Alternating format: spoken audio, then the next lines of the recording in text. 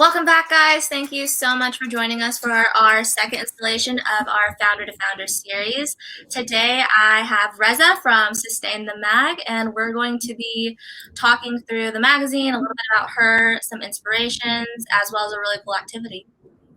Thank you for having me. I'm excited to be here. Happy to have you. Yeah. Do you want to tell us a little bit about yourself? Yeah. So, like Arianna said, I'm Reza. So I'm based here in Austin, Texas. I'm the founder of Sustain the Mag, as well as editor in chief. Boss babe, I guess you can say, for the overall business. It's really an independent media site strictly for sustainability. We are pretty grassroots. We have a wonderful team of women that have been with us for the past 3 years, as we're just launched our third year this past February. So really excited. We truly believe in being inclusive within the sustainability space, and going back to the roots of like our cultures, our backgrounds, and sort of like being resourceful and understanding that sustainability is for everyone, and you don't have to be 100% perfect to be a part of it. And it's fun, bold, and unique. So that's pretty much like our overall mission. That's awesome. I love on your website because you talk about, like you just said, you don't have to be perfect in your sustainable however you do it. Mm-hmm. I think it's such a journey, and so I love that you address, like, no matter where you are in your sustainable lifestyle journey, here are different things that you can do with us. So what is our activity today? Yes, so this is actually inspired by an article that's on Sustain the Mag from like 2 years ago, and we're gonna make makeup rounds. So like things you can put to clean your makeup off. We're gonna be using sort of like old t-shirts. All you need is like an old t-shirt or old fabric and like a needle and thread. If you have a sewing machine, you can also do it that way. And we're just going to make our own makeup round. So then when we take off our makeup, we're using zero waste materials, or not zero waste materials, but essentially repurposing materials and hopefully being zero waste in the end.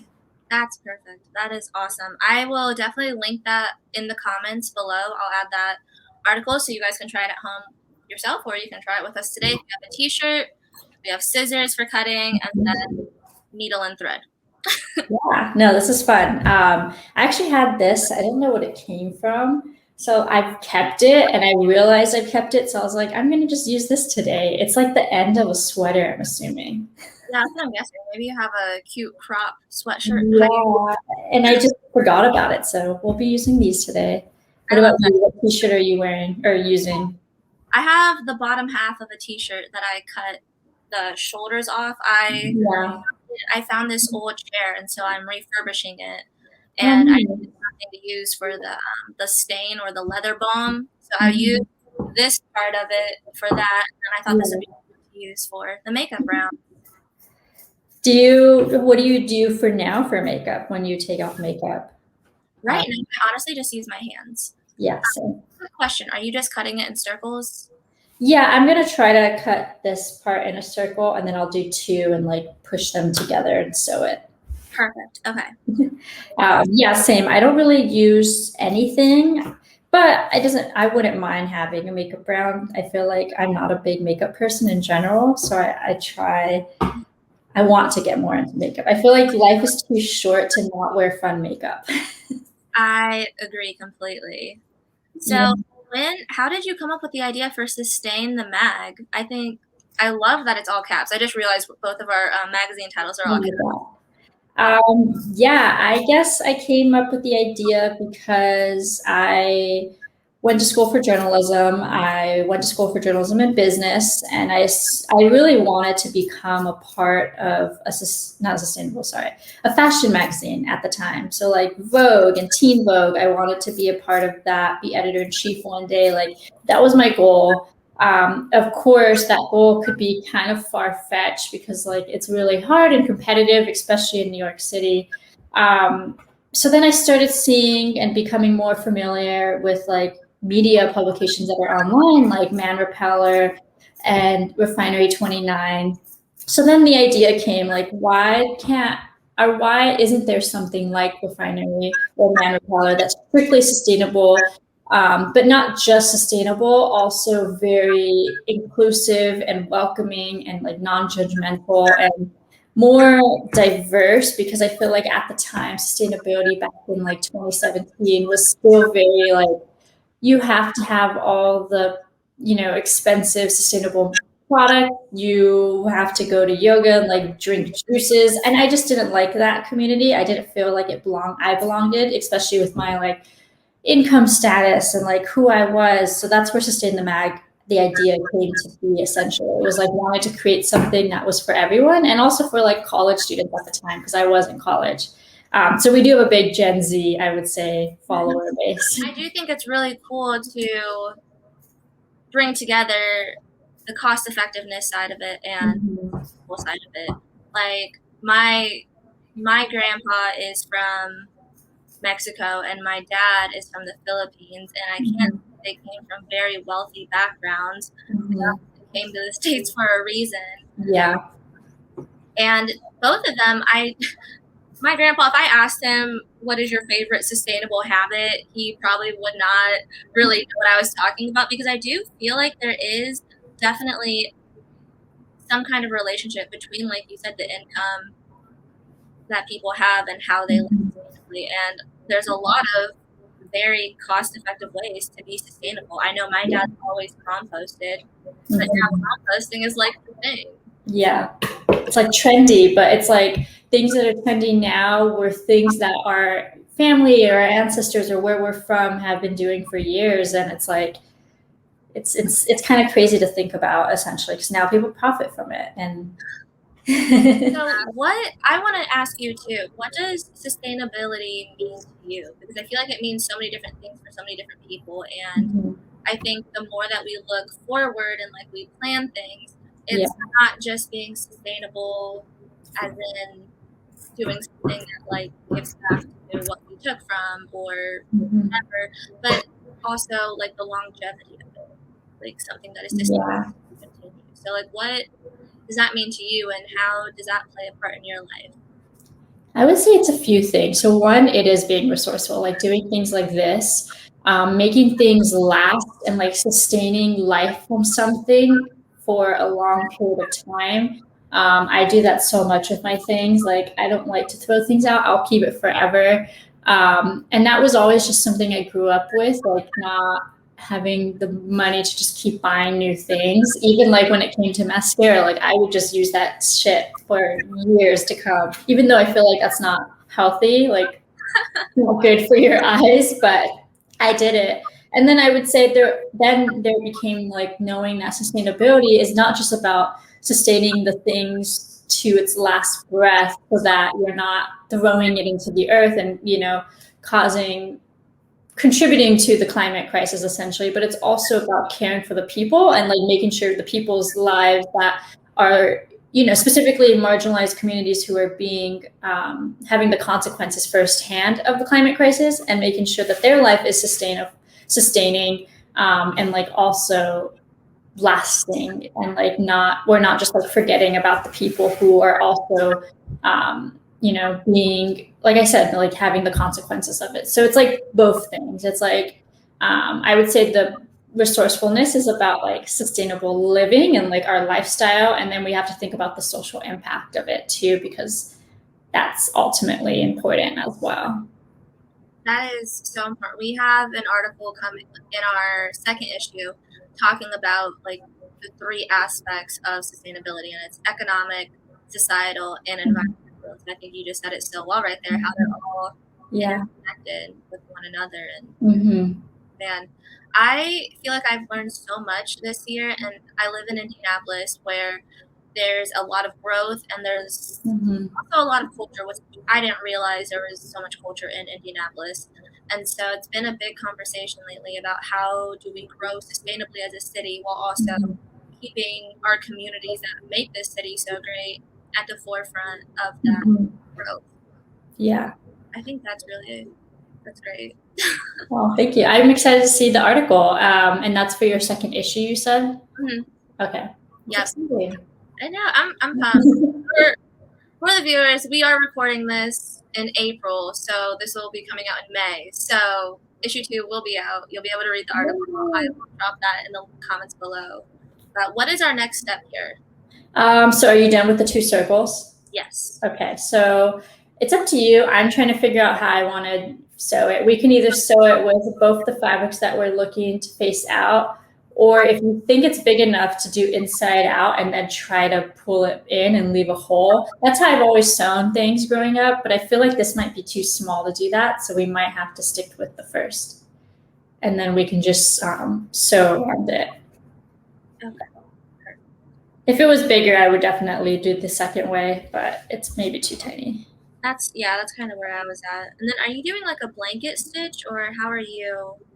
Yeah, I'm also thinking about that. I was thinking of maybe doing it where it goes around. Is that a blanket stitch? Kind of. I think blanket stitches go around, but they also like are longer stitches. Okay. Yeah, I might do that, like kind of like hug around it. Do you think you'll put like makeup remover inside of it? Should we put makeup remover inside? I don't know. I was thinking about leaving like the tiniest little hole in it. So I use coconut oil to take my makeup off and then I cleanse. Oh, that's smart. Yeah, we could do that. We can leave like a hole at the end, right? Yeah, that's what I was. Okay, cool. I like that. I was figuring that it would just absorb it anyways, but maybe that's smarter. Like I said, I'm not a makeup expert at all, so I know nothing. But that is okay. There's so many different things. I love, and I was gonna try to pick some up today. Do you shop with Lush at all? I do like Lush. I bought a face mask a while ago, but I do love their stuff. I love that they have a lot of products that are no waste because it's shampoo. It doesn't come in bottles. Yeah. And they have some like face wash bars. So I'm thinking about getting like even one of those. Oh, nice. Cutting it and popping it in some of these. Yeah, and then you can just wash your face after. That would be awesome. Yeah. Yeah, I'm trying to get more into my low waist routine for skincare. I currently have too many samples that I'm just like waiting to get rid of.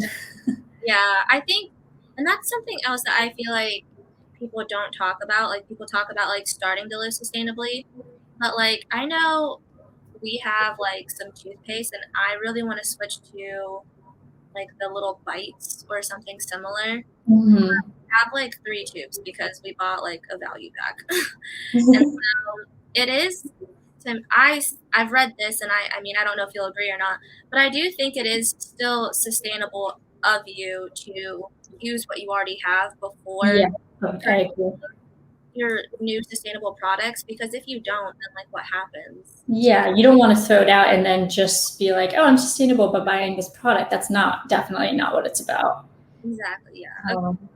I'm glad that we got to touch on that because that is something I like always, like I still have Q-tips too because I didn't even know about reusable Q-tips until like last year. But again, when you have Q-tips, they come in like these gigantic packs. And so when I use it, I'm like, okay, we're one step closer to getting the reusable. I'm trying to get my partner to do it because he does YouTube Q-tips. I actually never really do Q-tips, and I don't know if that's dirty of me, but he does. And I'm like, you should get the reusable. I'll buy it for you. And he's like, that sounds gross. And I was like, I don't think it is. I think you just clean it like you clean anything, and then you put it in your body. I mean, yeah, exactly that. I know, and I'm not a doctor. This is not medical advice, but I have heard that you're actually really not supposed to like use Q-tips with your ears. And so I really only use it for my mascara, again, coming back to makeup. But I just use it to get like the mascara off of it. Yeah. Also, speaking of zero waste beauty products, I just recently got on Elate Cosmetics, and they have I got a sample sent to me, and they have a zero waste. It's like bamboo container. So it's not plastic, and it's for eye makeup remover, and it feels like coconut oil. So maybe you can just do coconut oil, but it takes off eye makeup so like amazing. Like I've never had something that was like low waste packaging and just amazing overall. So a little shout out to them because I was just like in awe of the product. That's amazing. That is so cool. We'll drop that link below as well. Do you have any other favorite like sustainable brands? Yeah, that is a great question. I love Linear Beauty. They are small owned, black owned, and I have like all their face oils and like their bar soaps, also low waste. They, I think, are sold at Package Free Shop, but you can also just buy with them on their website, which is awesome. So I love more small businesses. Like I'm a huge small business supporter. So Linear, I would say. I'm trying to think of other ones. I'm not like I don't buy a lot of things, um, but I would say Linear Beauty is like one of my favorite at the moment. And I just recently got a Girlfriend Collective running pants, which I also never really buy running stuff. Like I have a bunch of secondhand. So this was my first like brand new running pants and I love them. I love them so much. So I would say like right now, those are like my two favorites at the moment. That is awesome. I have gotten so many ads for Girlfriend Collective. Like they look really cool and they look very comfortable. I think it's also really cool because I feel like when it comes to sustainable brands, at the beginning of when they all started like pushing ads and like sharing, Mm-hmm. sustainable brands were always like very basic, like tank tops, bike shorts, Yeah. sweatpants. They And weren't colorful either. right. And so I do think it's really cool to see more of these sustainable brands kind of branching out with like colors and styles. Um, because I feel like sustainability doesn't have to be like boring. Yeah, no. Do you have any favorite brands? One that I recently found this year is A Day. They I are, love Joy. Yeah. they're woman owned, and I think the founder is Asian American, which I just love with my Filipino background. I feel like I just don't see enough Mm-hmm. American women. And so I saw them because they posted their Optimist report, which is so well done. Shout out to A Day Branding. Mm-hmm. Absolutely nailed it. And it talks about they did a what was it called? Um, the same outfit challenge or something. I'm so sorry if I'm butchering that campaign for you, Mm-hmm. but it was like wear your basics, and it's like they create these very chic pieces that Mm-hmm. feel like you can't easily dress up and it looks professional, or you can dress Yeah. down. And I feel like for a while that was something I had a hard time finding in like Yeah. fashion realm because a lot of it was in your comfort wear. Mm-hmm. It Yeah. sustainable fashion looks different. I mean, a lot just because of where I'm at in my early 20s. I do a lot of thrift and secondhand shopping because that's Mm-hmm. what fits best in my Yeah. budget right now. Yeah, same. I don't usually buy new ever also. So secondhand is the way to go for sure. But A-Day, I love them as well. I have a few of their pieces and um, they were gifted, but they are awesome. They were, yeah. I think actually that is how I found Sustain and your Instagram account. Yeah, I was on, yes, oh my gosh, I totally remember this because I was looking at the hashtag, I think it was sustainable fashion, and because I was looking for like different accounts that I wanted to follow, and so um, I saw their highlights, and I think you did a styled set with them. Yeah. Yeah, and then and then That's so cool. I love that they like a crazy fan or something right now. I just happened to find you, and now I'm interviewing you. No, I love that. I love them, and I love how like that's why I love this community so much because it is a good way of finding people, and everyone is just so open and like supporting, and it's not like the fashion industry at all. It's like very, more wholehearted, I would say. Mm-hmm. I agree, and it's nothing against the fashion industry. I do Yeah. think that they are beginning to evolve and understand their impact a bit more. Um, though I do think they have a ways to go, but Hmm. there is something about the people in this space. I feel like Hmm. that they're just, I don't know. I don't know if it's just the natural glow that they all have, or just that brighter outlook for a better tomorrow that like we're all working towards. And I love it. I love it so much. So I kind of finished it, but it looks really not perfect. Like it doesn't look aesthetically pleasing. That's okay.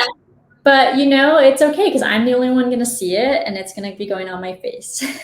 That is true. I'm about to finish my last stitch.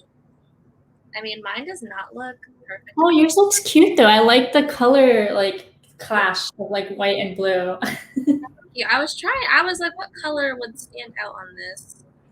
See, I should have done that. I did blue too, but because it's gray, you can barely see it. So I was going for your look and then it didn't happen. No, I think it looks great. I think that material is going to feel like really nice. Like, I mean, mine's a cotton t-shirt, but I feel like the sweatshirt material will be like much better, like off.